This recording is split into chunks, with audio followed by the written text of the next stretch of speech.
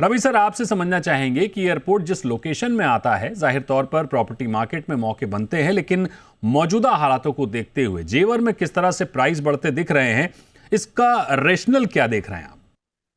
देखिए, अगर आप मुझसे ये कहेंगे कि मैं एक पावर पॉइंट प्रेजेंटेशन के आधार पे बताऊं कि वहां की फ्यूचर पोटेंशियल क्या है, वहां पे इकोनॉमिक एक्टिविटीज कितनी प्लान है, तो सब कुछ ऑन पेपर बहुत प्रॉमिसिंग मार्केट लगता है।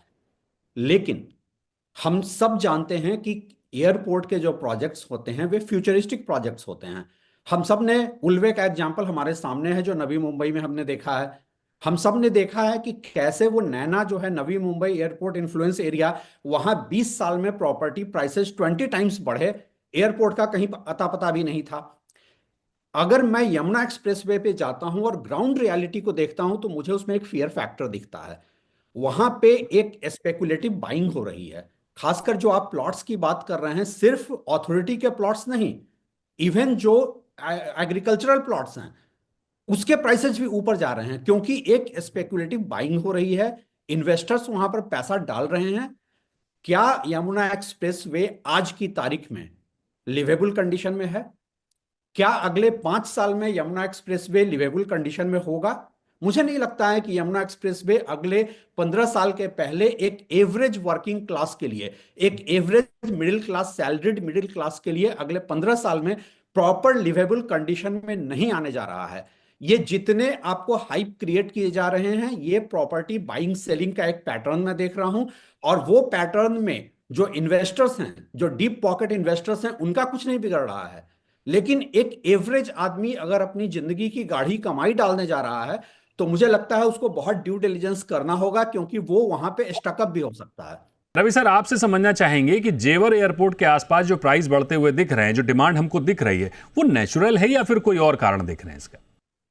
इसके बहुत सारे फैक्टर्स हैं। देखिए, कोई भी जब नया एरिया डेवलप होता है तो वहां पे, और खासकर जहां पर फ्यूचरिस्टिक बहुत सारे प्रोजेक्शंस होते हैं, वहां पे एक इन्वेस्टर ड्रिवन स्पेकुलेटिव डिमांड आ जाता है। हम यहाँ बात कर रहे हैं, और चूंकि इस शो में मैं रेगुलर रहा हूं, मैं जानता हूं कि हमारा ऑडियंस जो है वो एक एवरेज मिडिल क्लास बायर है। एक एवरेज मिडिल क्लास बायर के लिहाज से जब मैं देखता हूं, जितने सारे फ्यूचरिस्टिक प्रोजेक्ट्स की बात होती है, फॉर्मूला वन हो, फिल्म सिटी हो, क्या वो उस एवरेज मिडिल क्लास के किसी भी यूज का है? एवरेज मिडिल क्लास ऐसे जगह पे जाना चाहेगा जहां जॉब्स बहुत ज्यादा क्रिएट हो रहे हों।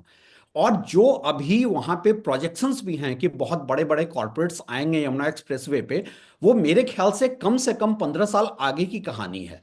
इसीलिए मैं बार बार कह रहा हूं कि अगर आप एक एवरेज मिडिल क्लास बायर हैं और आप ये सोचते हैं, जैसा कि इस डिस्कशन में बार बार उठा, कि आप अगर नोएडा में नहीं खरीद सकते हैं, अगर आप ग्रेटर नोएडा में अफोर्ड नहीं कर सकते हैं, तो आप यमुना एक्सप्रेसवे पे जा सकते हैं। सवाल यहां पर यह उठता है, क्या यमुना एक्सप्रेसवे में जेवर एयरपोर्ट के आसपास आज वो जॉब कैचमेंट एरिया है? और अगर वो जॉब कैचमेंट एरिया नहीं है, क्या आपका बजट आपको अलाउ करता है कि आप एक इन्वेस्टमेंट करें और 15 साल बाद वहां शिफ्ट होने का प्लान करें? देखिए, ये आपको एंड यूजर के पर्सपेक्टिव से चीजों को समझना पड़ेगा। जो प्राइस एप्रिसिएशन की बात कर रहे हैं, किसी भी मार्केट में इनिशियल स्टेज में जो इन्वेस्टर्स एंटर करते हैं वो डबल ट्रिपल कमाकर निकल जाते हैं। और यहां यमुना एक्सप्रेसवे में कुछ अलग नहीं हो रहा है।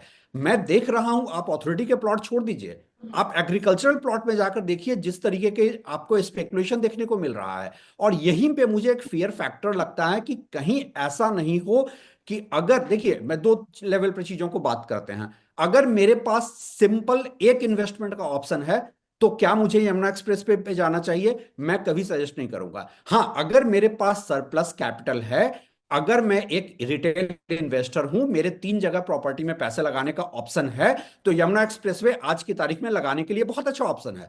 लेकिन ज्यादातर बायर मल्टीपल इन्वेस्टमेंट के वाले बायर नहीं होते हैं, और उनको मैं कभी यमुना एक्सप्रेसवे को में सजेस्ट नहीं करूंगा वो स्पेकुलेटिव न्यूज के आधार पे वहां इन्वेस्ट ना करें।